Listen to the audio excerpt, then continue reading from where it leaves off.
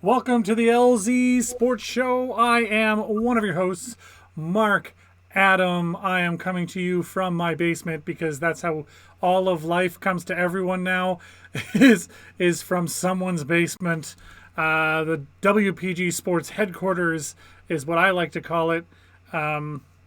Lonely and sad is what most people are calling it these days. I am joined by my partner in crime, Mr. Keith McKnight, all the way from his home, of course, because if he were in my home, we would be in violation of social distancing protocols, and we don't want to do that. We want everyone out there to be safe.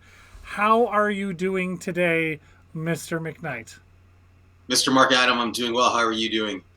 Doing great. Big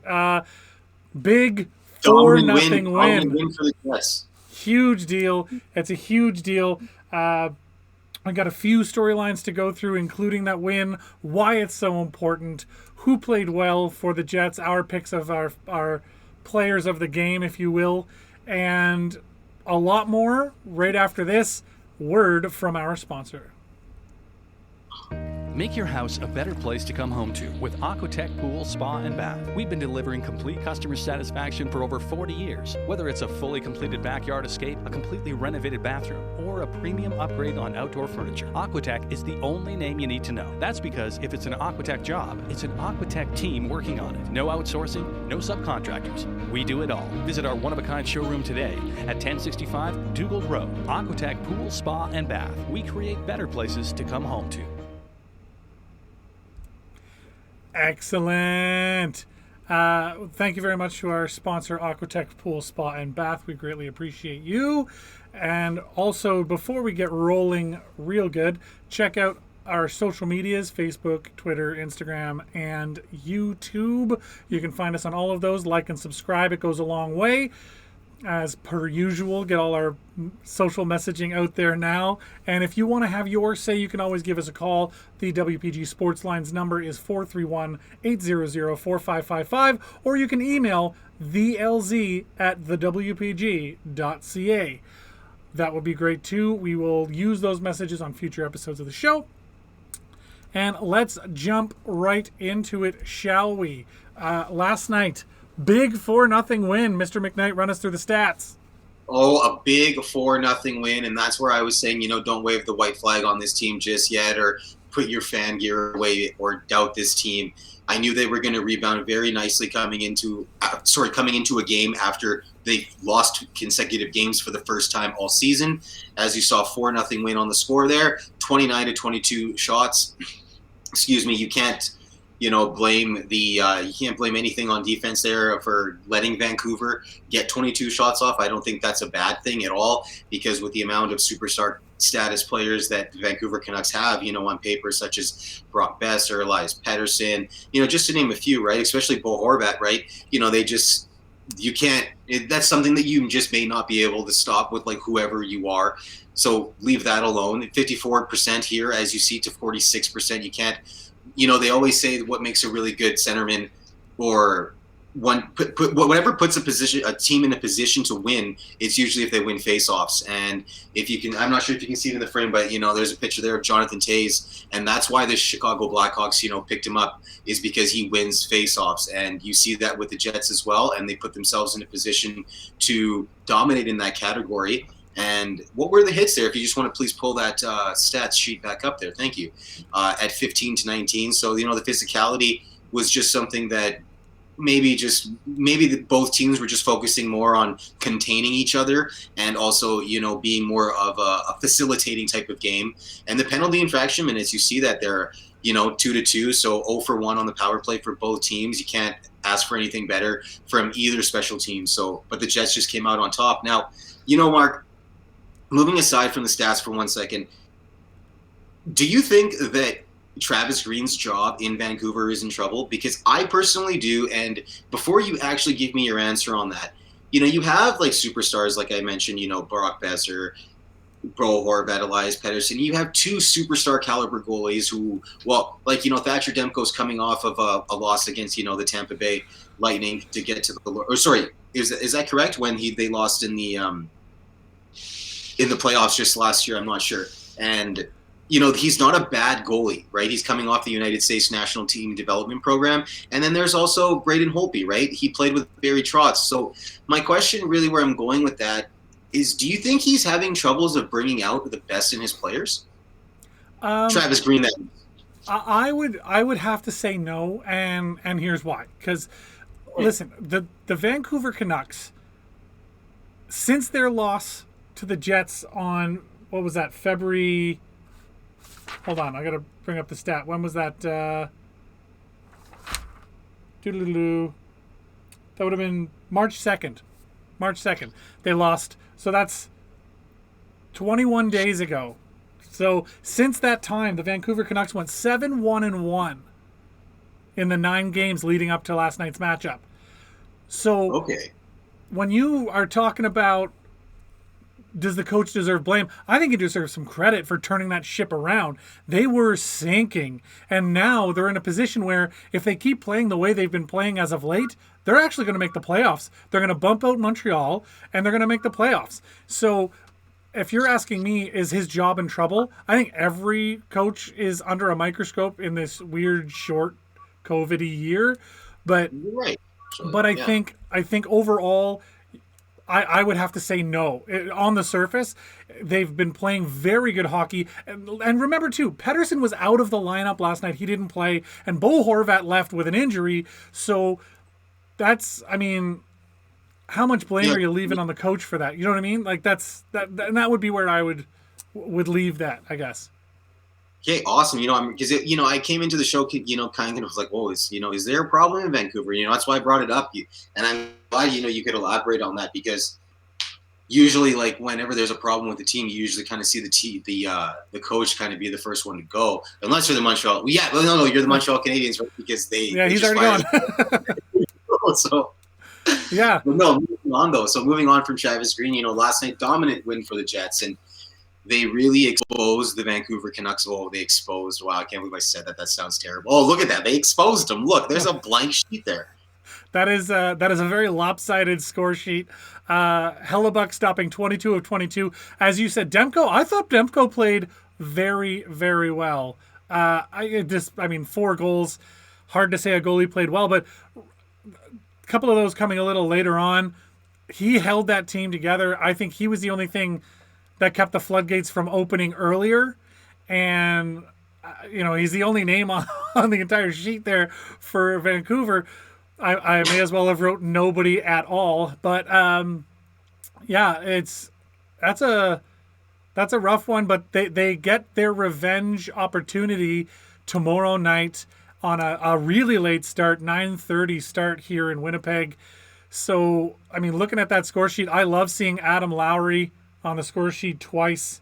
I love seeing Stastny and Wheeler opening up the scoring after having a very frustrated game against the Oilers the 2 nights prior. Mason Appleton, Scheifele, the other assists coming from Kopp and Morrissey. I thought everybody on the Jets side played so well last night. It's hard to just pick one, but I would like you to. So give us your player of the game. Mine was Connor Hellebuyck. I watched the highlights again this morning before you and I connected, and I think that he's getting highly overlooked because he's just putting them in such a position to always win. You know what? This is gonna sound crazy, but I'm gonna compare him to what Lamar Odom, a former Laker, said about Kobe Bryant, and says, Kobe Bryant is so good that he gets us out of jams.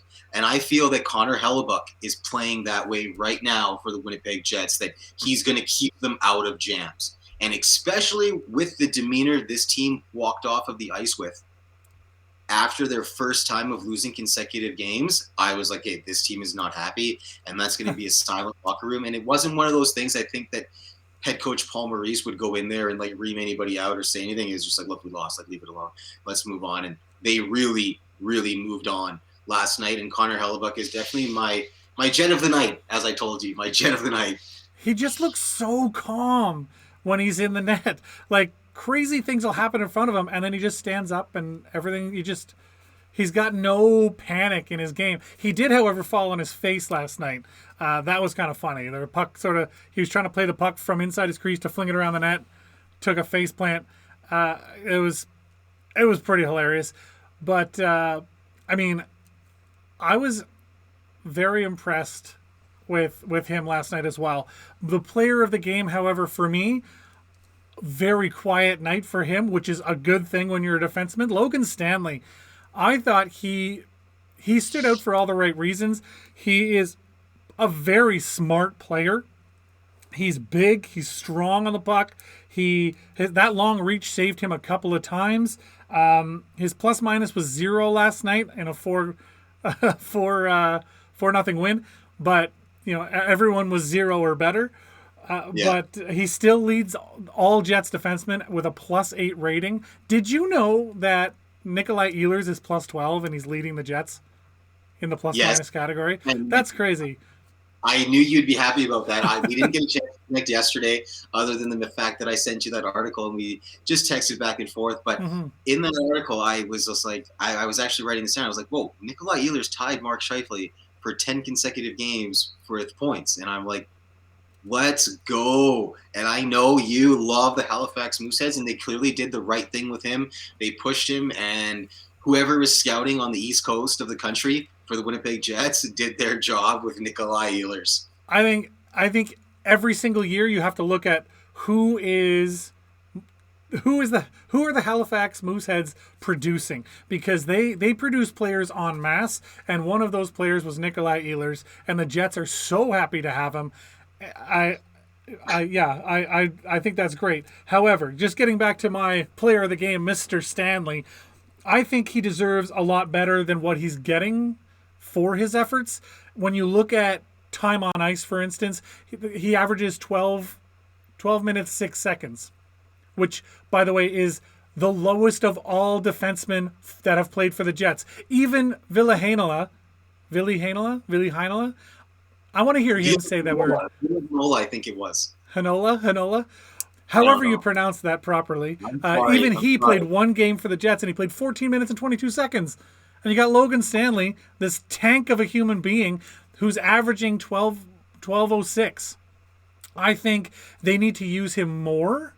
And as his confidence grows and he learns really not just to be a big body, but how to use that big body to take people out of the play, watching him hit some people last night, I was very impressed with how he used his physical size to his advantage. He's been a lot more, stay-at-home responsible as of late, as that's his style, and that's what the Jets want him to do. But when he goes into the corner against you, you're not coming out of that anymore. Like it's not a 50-50 when you go in with Logan Stanley. You're probably coming out worse for wear, and I really enjoy the way that he's playing. And that's my thoughts on player of the game. So Logan Stanley, Connor Hellebuyck for Mr. McKnight. Two good picks. And so the Jets were hoping to avoid that 3-in-a-row losses. A losing streak of 3 would have been rough. They haven't lost 2 games back-to-back until yesterday. So, until that game against the Oilers. So going 0 for 3, that would have been bad. And they avoided that in style. 4 goals led by Captain Wheeler. I just thought all the way around that was a wonderful effort by all Jets, limiting them to 22 shots on goal. They just did everything they needed to do to keep the Canucks at bay. The shots that the Canucks had weren't particularly dangerous, and when they were, you have a Vezina winning goaltender behind you in Hellebuyck. So I thought last night was a great example of how the Jets can look when they all play together and everybody does what they need to do. I thought it was a full effort. And again, kudos to Adam Lowry. 2 goals. One of them was a weird bouncer. Like it a lot. You take those. We talked about against the Edmonton Oilers how both of those games, the bounces just would not go the Jets' way. And that happens sometimes. And last night, all the bounces went the Jets' way. Vancouver couldn't catch a break. They couldn't catch a cold if they tried. It was rough for the Vancouver Canucks last night. Everything they tried to do, the Jets shut down. And whenever they had anything sort of halfway start to go their way, bad bounce. So very exciting time to see the Jets take a win in such a wonderful style. Also, Adam Lowry, by the way, 2 goals last night, 7 goals on the year, 10 assists, 17 points. Obviously, that's how the math works. But he's over half a point a game. Like, he's very producing. underrated. Very underrated. Nobody's saying his name because everyone's talking about Neil Pionk and Scheifele and Ehlers, Connor. Yeah, we have. Yeah, we have all this going on.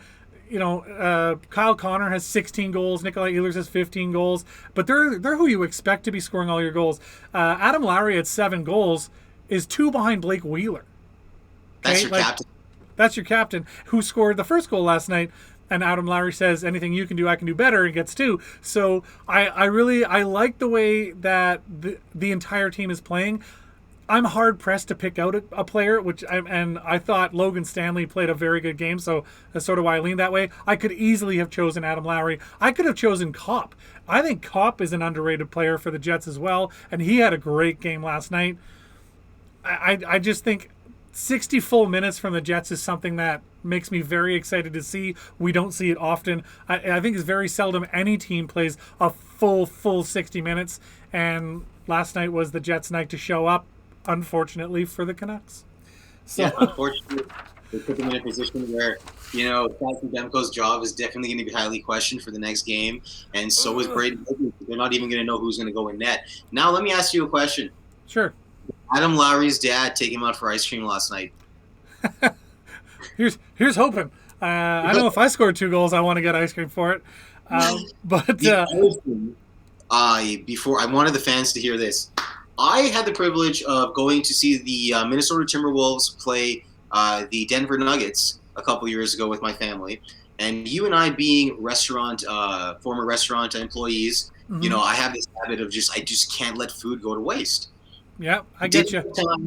Didn't have time to go take the car because I didn't want to show off here, but the easiest thing was to do a $25 valet instead of just your random parking. So how was I supposed to go take the food back to the valet? So we had this plate of chicken wings that only 2 were eaten. I offered them to these guys behind me. They asked where we were from. And we're like, we're visiting from Winnipeg. And they're like, no way. And I'm like, yes way. They're like, no way. And I'm like, yes way. They're like, you're not going to believe this. He's like, I actually went to high school with Blake Wheeler. And I'll tell you this right now. He is the most unreal tight end you will ever see. The guy has the best hands ever. And I was like, really? And the creepiest thing, I saw this photo on Twitter. I know they're not any of our sponsors or whatever, but Boston Pizza did delivery. Ended up delivering to his house in one of the first seasons. Yeah. And I saw his hands. I'm like, whoa. Holy man, those are huge. And then to connect the dots to Blake Wheeler, I was just like, oh my God, then this guy tells me. So that's something I wanted the fans to know. The other thing, it was so meant to be that Blake Wheeler became a Winnipeg Jet because he was originally drafted by the Arizona Coyotes. Oh, well, there you go. You know what? I'd forgotten all about that. And then he's the Iron Man. He went 500 straight games without missing a single one between his time with the Thrashers and his time with the Jets here. And then his first missed game was a healthy scratch. That's so crazy. Anyway, I can't believe they did that to him to ruin his streak with a healthy scratch. That kills me. Anyway, gotta love Captain Blake Wheeler. He gets a lot of hate on Twitter, but I think Twitter's one of those it's just an echo chamber, and the haters gonna hate. But listen, Blake Wheeler, he deserves the C. He deserves to be on the team, and he proves it every time he goes on the ice. Just look at the way he skates. He's not as fast as the fastest guys on the ice. He's just not. But that's not his game. His game is he will run you over and over and over again until it doesn't matter how fast you are. You're laying on your back, and he's still shooting the puck. So I love the way that he grinds. He's the first guy into the weight room and the last guy out. He's the hardest working guy on the team. He is the heart of that team, and anything said against him is said against any member of that team, essentially. And they'll all go to bat for him because of that leadership. And I'm glad that that came full circle with him and being drafted by the Coyotes and the Coyotes, right? I think that's cool. I think that's cool. So cool. Yeah, okay. So, quickly, my question to you, sir. Logan Stanley's in the lineup. He's playing phenomenal hockey, leading the team in plus minus. When Beaulieu is healthy, I think it would be an absolute crime to replace Logan Stanley with Beaulieu. I think so too. And no disrespect to Beaulieu, but he's one of those, like, I think Logan Stanley is just I don't know the way Logan Stanley's playing right now, because he's playing the way that the Jets want him to play. Nathan Beaulieu, he's earning this reputation, I think, for himself right now as like, well, this guy's like, oh man, he's not ever going to think twice about dropping the gloves. Like Logan Stanley, you saw him push around Brady. Was it Brady Tkachuk? Yeah, Matthew Tkachuk plays in Calgary. Brady Tkachuk plays in Ottawa. Yeah, I know, it's crazy. So yes, you saw him he stand up for himself. So I think Logan Stanley, it would be absolutely detrimental, I think, at this point. And I don't mean any disrespect to Nathan Beaulieu, but hey, you know what? If someone's going to get a chance to play, because you try out every night, like every night you try out, you fight for a spot, and these guys are. Logan Stanley's proving that right now because he wants to be there with the best players on the team. And like you said, like, we're not the coaching staff, but like, he deserves it. But who are we going to take that away from him, right? Yeah, absolutely. And I think he deserves to be there. I hate to jump on like a hater bandwagon. I don't want it to seem like I hate Nathan Beaulieu, but I just think you want your best chance to win. It isn't with Beaulieu. Over a guy like Stanley.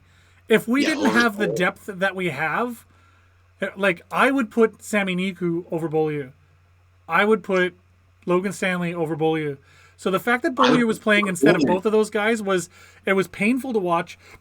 And I know it's, watching him make really basic errors when you got a guy who's as responsible as Logan Stanley and a guy who is resourceful and smart in Sami Niku. I really think those two guys deserve the shots. And if Logan Stanley gets replaced with a healthy Beaulieu, something is wrong. Very wrong. And more people should ask more questions. But that obviously that's an issue for the future. You did bring up Calgary and Ottawa both having Kachucks, and it was Battle of the Kachucks last night in the only other game that played in the division. Ottawa coming out on top over Calgary 2-1. Couple of fun things from that game, actually. I took some notes because I thought it was really interesting. First of all, the Kachucks, if you go back and watch it, they had a little thing at the end of the game that wasn't there was like a little bad blood between them, stealing the pucks and stuff. It was strange. Just go back and watch that. And Philip Gustafsson made his first NHL start. He's played two NHL games. He came in relief and stopped 10 shots in a previous game. But last night was his first NHL start as a goalie, and they managed to beat the Calgary Flames 2-1. And the goal that he got scored on was a breakaway by Johnny Gaudreau, and it was the 33rd shot against him. So it was late in the game. It was 1-0 at the time for the Sens. That late goal was a Lucic found Johnny Gaudreau streaking in from the blue line, wide open on a breakaway.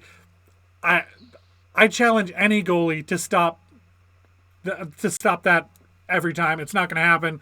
So unfortunately, he doesn't get the goose egg, but he did get the win because a minute later the Senators scored again to overcome and beat Calgary for their 11th win of the year, which is a rough thing to look at when you're any team. So 11 wins on the year for Ottawa, but I just thought it was such a great game, and the Flames outshot Ottawa 36-23. 36-23. And I thought Markstrom played well too for Calgary. It wasn't like Markstrom played poorly on the other end. That second goal for Edmonton came way late in the game. Like it was less than 2 minutes left, I think. But I thought both goaltenders played really well. But kudos to Philip Gustafsson for his first NHL start, first NHL win. And again, that goal that he got scored on, can't blame him on that. Breakaways you can never blame a goalie for getting scored on a breakaway, especially when the breakaway starts at the blue line and the guy's coming in at pace. So I thought that was a really cool thing.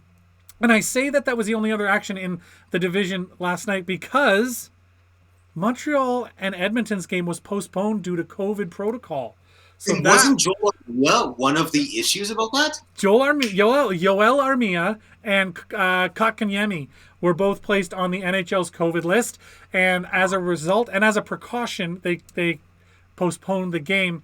Date to be announced. I was checking right up until we started recording this for news on what had happened there, and it just says more information will be provided today.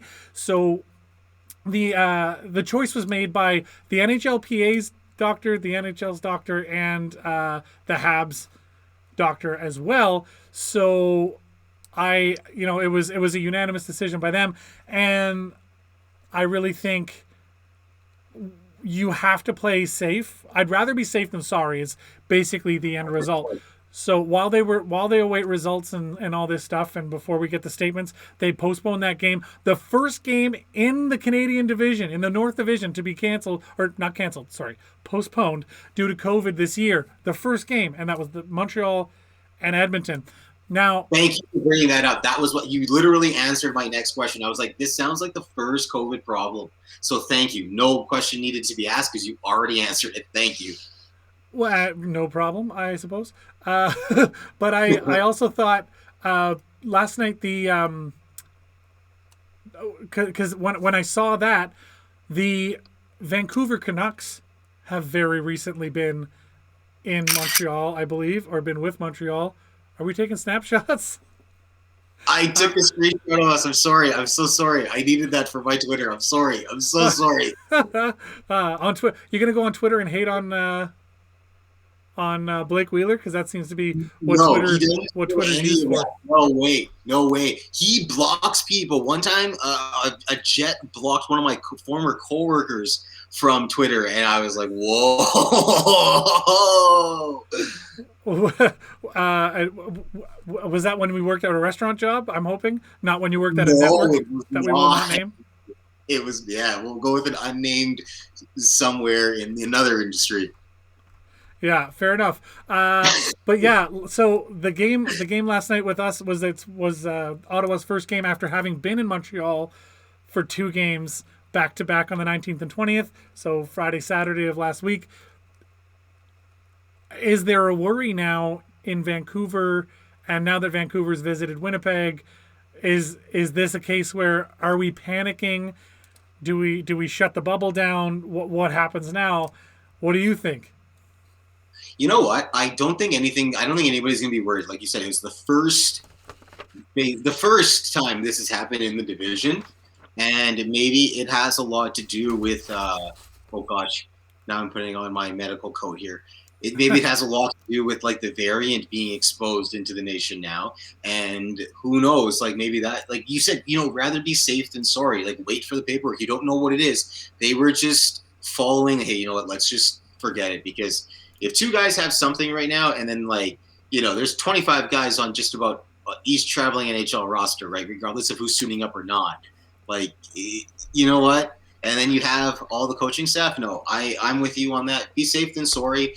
And yesterday, the network I was listening to the game on the radio, the Jets broadcaster, CJOB, Paul Edmonds, you know how you're Mason Appleton, you're a big fan. Yep. He has this new thing. He's like, oh, Mason Appleton is like the big deal right now. He just came up with the Appleton special. And I was like, oh, I got to tell Mark. about that. Because I watched the game on TSN, so I don't have the benefit of Paul Edmonds' take. I get Dennis Bayak, which is fine because he's also listen. I call him Nostradamus because the guy will say some random stat about some random player, and then 3-4 minutes later, whatever stat he was talking about is affected. So if he's like, Adam Lowry, this, that, and the other thing, Adam Lowry's about to score a goal. It's almost like it's a given. Like, it's so crazy how he does that. And it's those stats that it's a random stat, and you're like, why would he say that? That's such a weird thing to have thought of. And then all of a sudden, it happens. So just watch the feeds with Dennis Bayak. Listen to what he's saying, whether you like his commentating or not, whatever. I enjoy it myself, but just listen to what he says. Nostradamus. He predicts the future. It's crazy. Love it. I gotta check this out. I can't wait to watch him with the next game and really pay attention to this. Yes. Okay, so the playoff picture right now for the Scotia North Division, Toronto in full charge still at .656 winning, or points percentage, I should say, not winning percentage, but it's I'm very impressed with their play. Even though they're 4-6-0 right now, they're still holding on to first place by points percentage, and they're tied for first with Edmonton when you just look at straight up points. Winnipeg sitting in second spot by points percentage as well. I really like the way that they've been playing lately, 19-11-2. And like I said, Vancouver down there, that loss last night puts them a little farther away. But if they keep playing the way they have, last night notwithstanding, the Vancouver Canucks stand a very good chance of taking Montreal down. I do agree with you, Mark. Yeah. I think they stand a much better chance than what Calgary does with their play as of late. Calgary sitting above them based on their points percentage, but the 5-4-1 in the last 10 concerning. Same exact record as what Winnipeg's sporting right now in their last 10. And I think hopefully last night was a start of a new beginning for the Jets. Having lost 2 in a row for the first time will shake some screws loose, hopefully. But when you look at this playoff picture, is there anything that sticks out to you?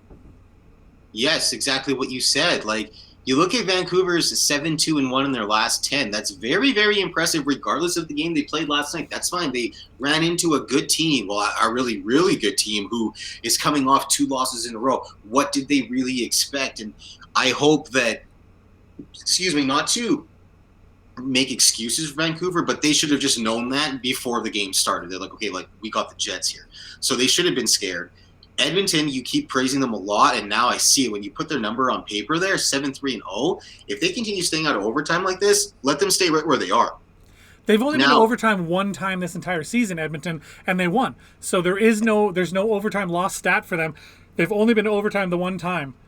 And that is very impressive when you can stay out of that, because that's going to show a lot come playoff time if you have a low number there. Now, when you look at the Winnipeg Jets record, 5-4-1, okay, I know I'm rooting for this team to go 25-5 in their next. No, it was, what did I say? 20-5 in their next 25, whatever it may be. I still believe they can do it. Regardless if the math is wrong, we're not going to calculate that right now.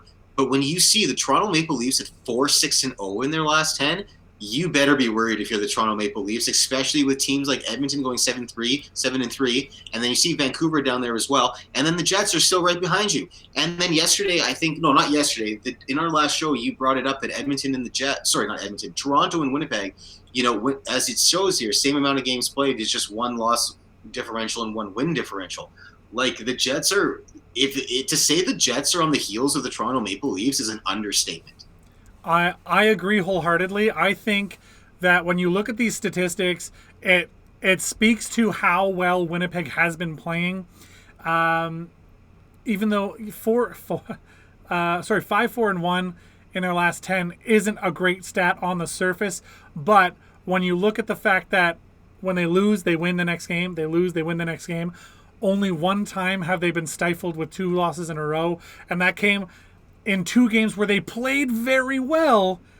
They just got cheat coded because Connor McDavid is the human cheat code, and it's rough. It's rough when you play that well and you get nothing for it. And actually, to that point, that's almost exactly what Dennis Bayak said, or was it Ray Ferraro had said about Blake Wheeler. How he played so well and got nothing for it. And that's why Blake Wheeler was so frustrated in that last game against Edmonton. And that makes complete sense. When you play so well, there's almost nothing you can do about it. And a player, like a generational talent like Connor McDavid, or, look at Sidney Crosby in his prime, Alex Ovechkin, Mario Lemieux, those players, when they steal a game they don't deserve to win, it's extremely frustrating when you're the team they stole it from. So I totally get where that frustration comes from. But fans need to keep that in mind too. Winnipeg fans, 5-4-1 is a bit misleading. 2 of those losses came in games that we played extremely well. Great hockey, just circumstances beyond our control, a couple bad bounces, and the Connor McDavid factor. So I don't think that those stats speak the whole story by themselves. And that's why when we bring the stats up, there's so many different statistics you can bring up. Yes, right? and you got to look at the points. You got to look at points percentage. You got to look at what's the goal differential. Winnipeg adding 4 to their 9, so they're sitting at 13 right now for their goal differential. And Vancouver was at -16 and didn't budge. Actually, that's a lie. They went down 4, but they're moving in the wrong direction. And you'll also notice the 3 teams that are in blue that are not currently sitting in a playoff spot all have negative goal differentials. All of them. Calgary has allowed 99 goals against. Vancouver and Ottawa, triple digits. Ottawa excessively so at 131 goals against and only 89 goals for. Every one of the teams that's in white has 100 or more goals for and a plus in their goal differential. Period. These are stats that tell the story. You can't get tied down to one specific stat. Look, for instance, at the Winnipeg Jets face-off percentages. Absolutely brutal. If you look at them on the surface, right? Nikolaj Ehlers is the only Jet that has 100% face-off percentage right now. That's Nikolaj Ehlers. Yeah, that's a real stat. Look it up. It's crazy. But the main face-off takers for the Jets are losing more than they're winning. That's just the math. That's just how it works. And on the surface, that might be problematic, but they win more games that way than they do by winning the face-off percentages. Like, honestly, if you look at how many times the Jets have won the game and lost in the face-off percentage column, it's insane. They almost never win face-off and the game. That's just, it's a weird way to look at things. It's just a weird combination there for them. But that's just how it is. Anyway, that's it for today. We're not going to delve too deeply into who sucks, Buffalo, because it's kind of rude to keep slagging on teams that are doing poorly, Buffalo. And I think that while Anaheim keeps trying, we'll keep you updated on who the worst team in the league is, but we'll save it for next time, Buffalo. So thank you very much for us here in the LZ. We want to thank our sponsor, Aquatech Pool, Spa, and Bath. We really appreciate them sponsoring us. If you would like to sponsor the show, you absolutely can. Give us a call or email us, ads@thewpg.ca. The phone number you can call is 431-489-2401. We would greatly appreciate that. We're doing everything we can. Bombers, XFL coming up. We're going to be covering those. Valor FC and Bombers, XFL. I don't even know what to say. That sounds so awesome. I'm just so crazy. And it's absolutely insane. So we'll keep you up to date with all the information we can get on that as we get it. So give us a call. Again, if you want us to air your thoughts, then you can email them to us, thelz@thewpg.ca, or you can call us, 431-800-4555. Don't forget to follow us on all the social medias, Facebook, Twitter, Instagram, and the YouTubes. Like and subscribe. Ring the bell to get the notifications. On the WPG Magazine's YouTube, there's more than just this show. There's you can find all the Jets highlights. We also do live concerts from artists' homes, free dance classes. There's There's a program on there called the WPG Wine Down that's all about wine, and hopefully soon we'll be able to shoot more episodes of that. But the first 6 episodes are on the WPG YouTube channel for free. Go check them out. Free 99. Free 99. That is the best number when you're talking about buying stuff. So, for the LZ and myself, Mark Adam, Keith McKnight over that way, I guess, if I'm getting all the directions right, we will see you next time in the LZ.